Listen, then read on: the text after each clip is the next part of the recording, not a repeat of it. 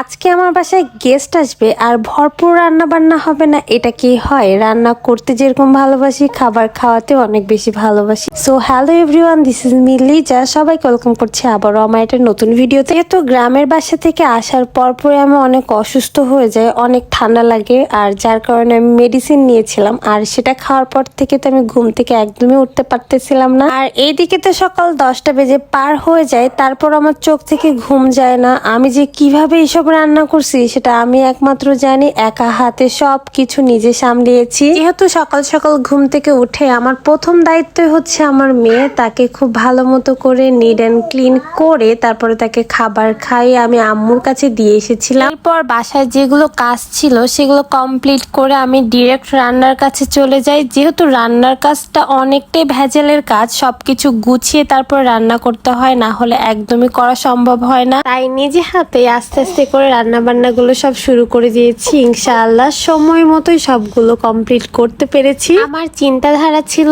আমি আরো কিছু বেশি আইটেম করব, বাট সময় আমার কাছে এত কম ছিল যার কারণে আমি জাস্ট এই কয়েকটাই আইটেম করতে পেরেছি, এর বেশি একদমই করতে পারিনি। খুব সময়ের মধ্যে যতটুকু রান্না করতে পেরেছি এটাই আলহামদুলিল্লাহ, সবকিছু ভালোভাবে কমপ্লিট করতে পেরেছি। দেন আমার বাসাতে আমার শ্বশুর শাশুড়ি চলে আসছে, দেন সবাইকে আমি খাবার খাওয়ানোর জন্য বসিয়ে দিয়েছি। নিজে হাতে রান্না করে নিজে হাতে খাওয়ানোর মজাই আলাদা। আল্লাহ তাআলা খুশি হলে নাকি বাসায় মেহমান পাঠায়, আর এই মেহমানদেরকে সঠিকভাবে আপ্যায়ন করতে আমার অনেক বেশি ভালো লাগে। সাথে তো আল্লাহর অশেষ নিয়ামতের ঝুমঝুম করে বৃষ্টি হচ্ছে, মানে সব দিক দিয়ে আল্লাহর রহমত বইছে। একদিকে তো আমি আমার রান্না বান্নাগুলো কমপ্লিট করছিলাম, ঠিক তার অপোজিট পাশে আমার মেয়েকে রেখেছিলাম, সে তার মতো করে খেলছিল। খেলতে খেলতে পুরো বাড়িটাই এলোমেলো করে দিয়েছে, মানে নোংরা করে ফেলেছে। যেহেতু আমার বাচ্চাটা খুবই ছোট, সো সে এসব আবদার করবে, নোংরা করবে, সেগুলো আমাকে মেনে নিতেই হবে। এদিকে আমার মেয়ে তো অনেক কান্নাকাটি শুরু করছে, সে আমার কাছে আসবে।